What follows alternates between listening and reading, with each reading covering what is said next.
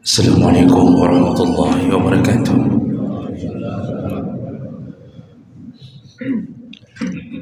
Alhamdulillahi rabbil alamin wa bi ni'matihi tatimmu shalihat. Asyhadu an la ilaha illallah wahdahu la syarika lah wa asyhadu anna Muhammadan 'abduhu wa rasuluhul karim. Allahumma salli wa sallim ala nabiyyina wa sayyidina al-Mustafa Muhammadin wa ala alihi wa ashabihi ajma'in. Amma ba'd.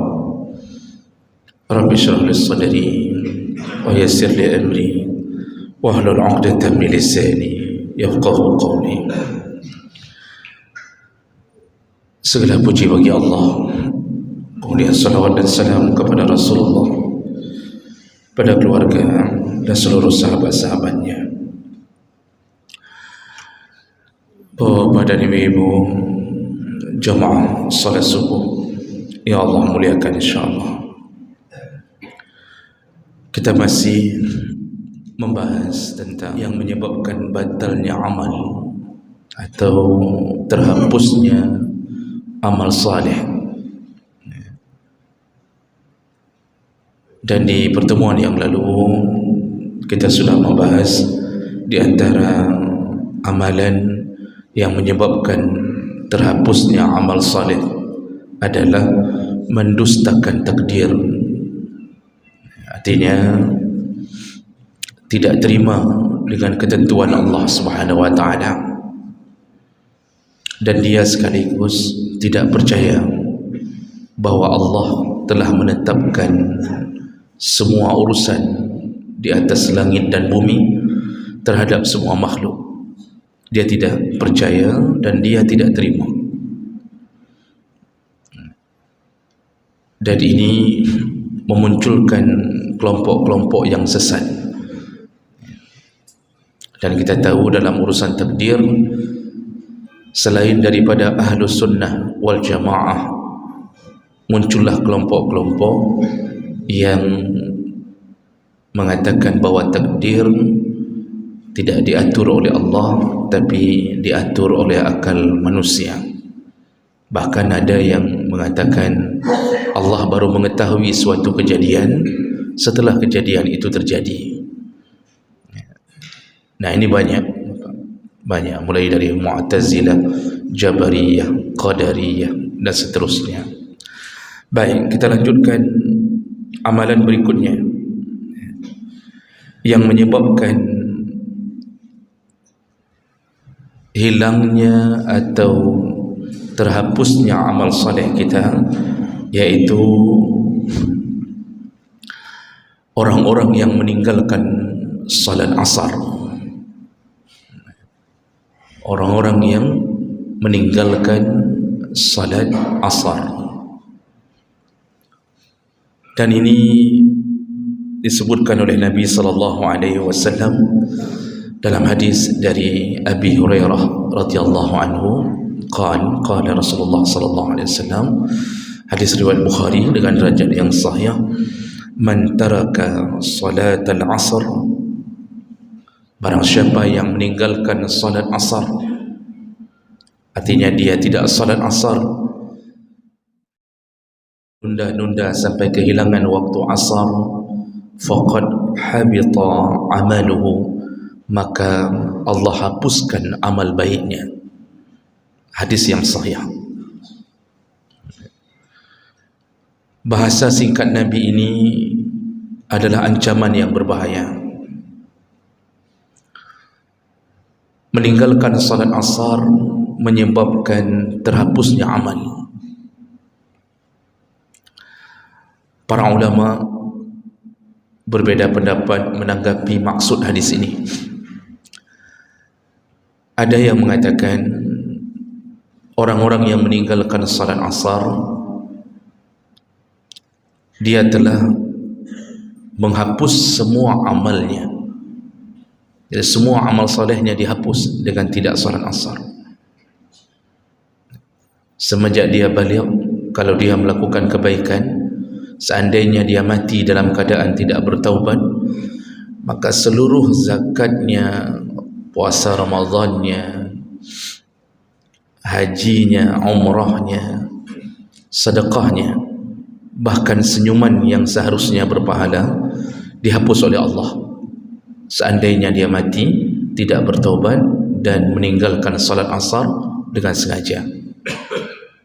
Ini pandangan pertama.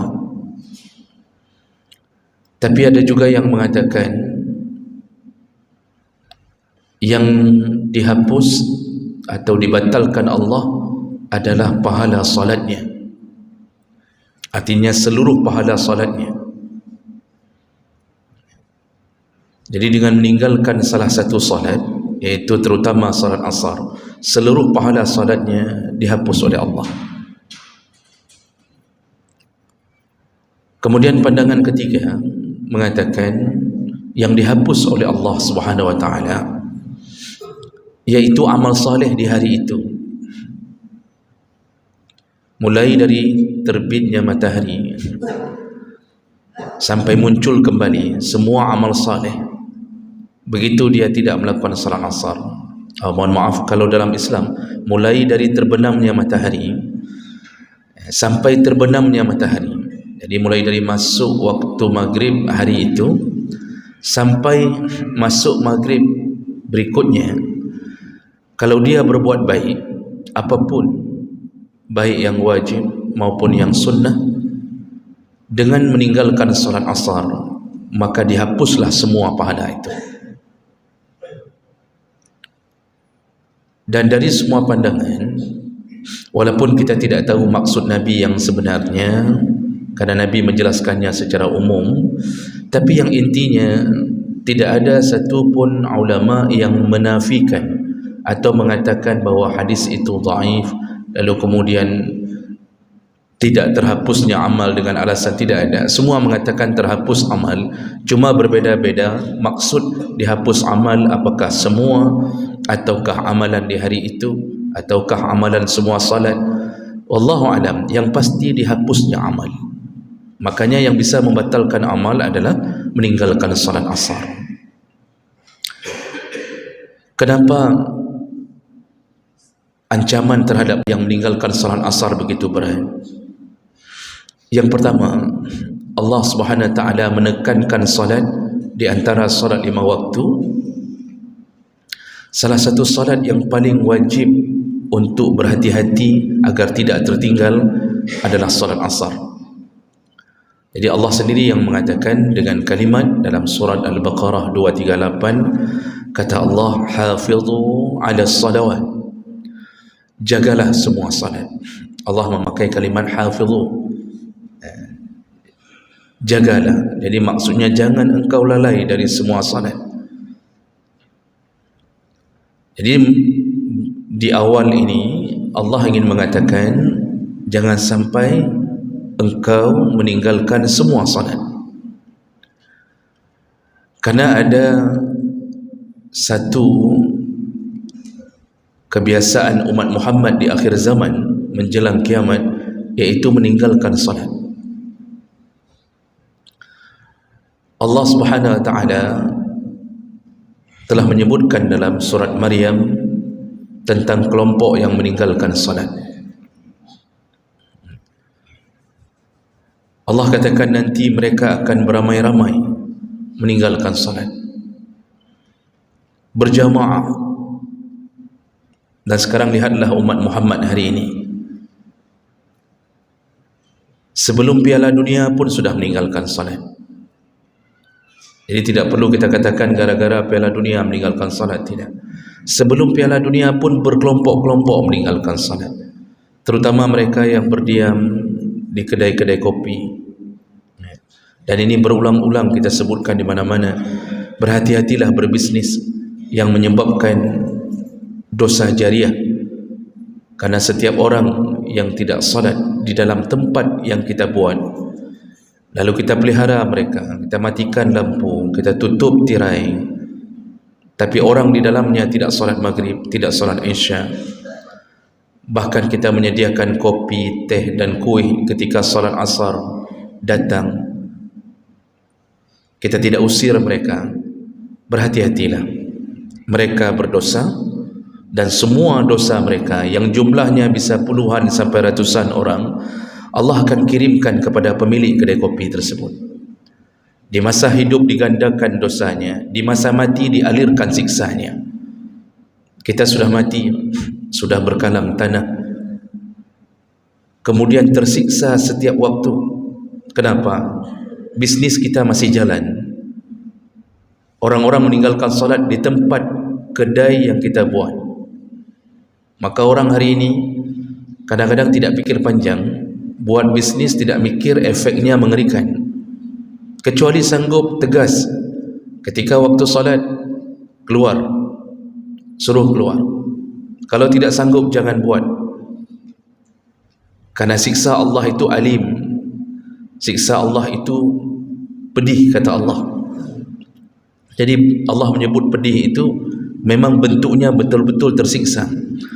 Maka jemaah melakukan Allah. Jadi pertama sekali Allah katakan hafidhu ala salawat, jagalah semua salat. Lalu Allah tegaskan di antara semua salat, was-salatil wusta, yang paling utama engkau jaga adalah salatul wusta.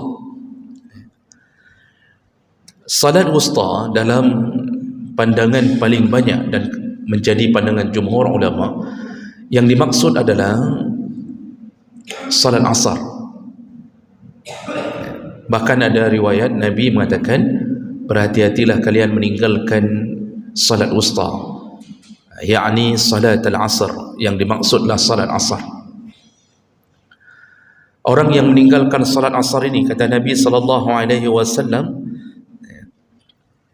allazi tafutuhu salatul asr, orang-orang yang meninggalkan salat asar, ka'annama wutira ahlahu wa malahu, dia seperti kehilangan keluarga dan hartanya.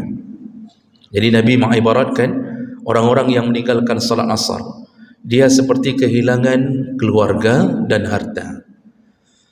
Kita ini di dalam dada kita yang paling kuat bersemayam adalah keluarga dan harta.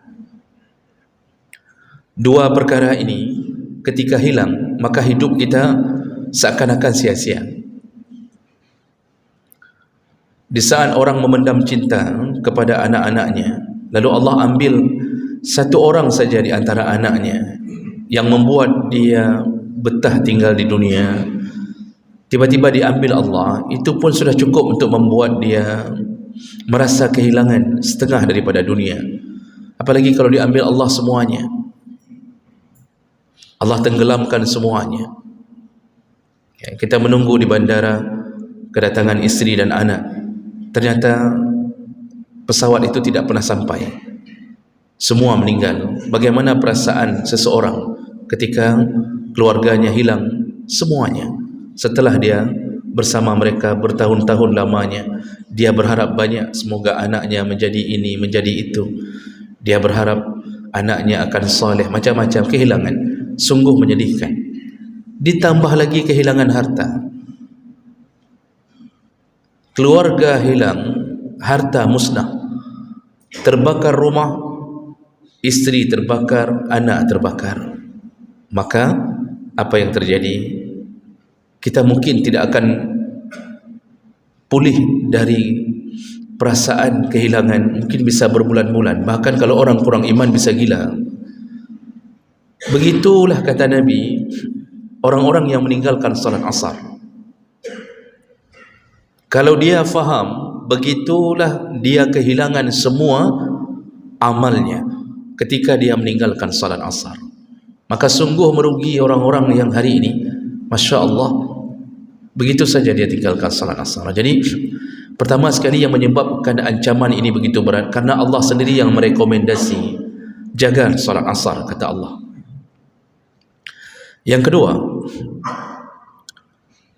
alasan kenapa salat asar menjadi penentu hilangnya amal, karena salat asar ini adalah bukti daripada iman. Ciri-ciri orang munafik, salah satunya adalah dia akan mempermainkan salat asar. Ciri-ciri kemunafikan dalam ibadah salah satunya adalah ketika orang memainkan atau mempermainkan, meremehkan salat asar. Jadi ini bukti iman kita adalah ketika kita tidak menjadi munafik dalam urusan ini. Rasulullah sallallahu alaihi wasallam menyebutkan, tilka salatul munafiq. Tahukah kalian salat munafik? Rasulullah ingin memberitahu, lihatlah salatnya seorang munafik. Bagaimana salatnya munafik? Yajlisu yarqub asyam. Ketika asar datang, dia duduk saja. Apa yang dia tunggu? Yarqubu asyam. Dia menunggu terbenamnya matahari. Jadi itu enggak berangkat-berangkat. Kadang-kadang ada yang disibukkan dengan menonton bola, dimulai dari jam 4 atau setengah 4. Takut kalau salat asar tertinggal 2 tendangan, yang tingkap orang. Tidak berani bangun, dia tunggu sampai selesai. Ada yang memang malas, dia baca Quran, dia tidur sebelum asar. Dia sadar tapi dia tidak segera salat asar. Ada yang disibukkan dengan pekerjaannya, langganan banyak, lalu dia tidak berani meninggalkan kedainya, takut kehilangan langganan. Begitu matahari mulai terbenam, kalau sekarang mungkin ibaratnya kalau 6.15 maghrib, jam 6, lalu apa yang dia lakukan? Hatta iza kanat baina qarnai asyaitan. Begitu matahari telah berada di antara 2 tanduk syaitan. Rasulullah mengibaratkan matahari telah berada di antara 2 tanduk syaitan. Maksudnya itu waktu terbenamnya matahari, dan di situ waktu syaitan mempersiapkan diri untuk masuk kantor. Karena syaitan itu jam kerja utamanya itu menjelang maghrib sudah mulai siap-siap. Makanya begitu datangnya maghrib, anak-anak dilarang untuk berada di luar rumah, kecuali untuk kebaikan. Kata Nabi, tutuplah pintu, tutuplah jendela, tutuplah makanan, tutuplah wadah minuman, dan jangan biarkan anak-anak berada di luar. Kenapa? Syaitan mulai bekerja. Jadi itu di antara 2 tanduk syaitan, matahari sudah mulai masuk jam yang mereka harus fingerprint. Syaitan ini kan punya kerajaan yang dia harus lapor diri, dia harus lapor. Mereka juga ada yang PNS, dan tidak semua PNS syaitan. Mereka juga begitu kerja, dan mereka dapat makan, diberikan makan dari kerajaan. Cuma saya tidak tahu pemilunya apakah sama-sama 2024 atau tidak, Allah a'lam. Itu yang saya tidak tahu. Jemaah melakukan Allah Subhanahu wa taala, ketika matahari sudah mulai tenggelam di antara 2 tanduk syaitan, kata Rasulullah, qama, lalu dia bangun tiba-tiba, fanaqaraha arba'an, dan langsung dia melakukan salat dengan cara naqar.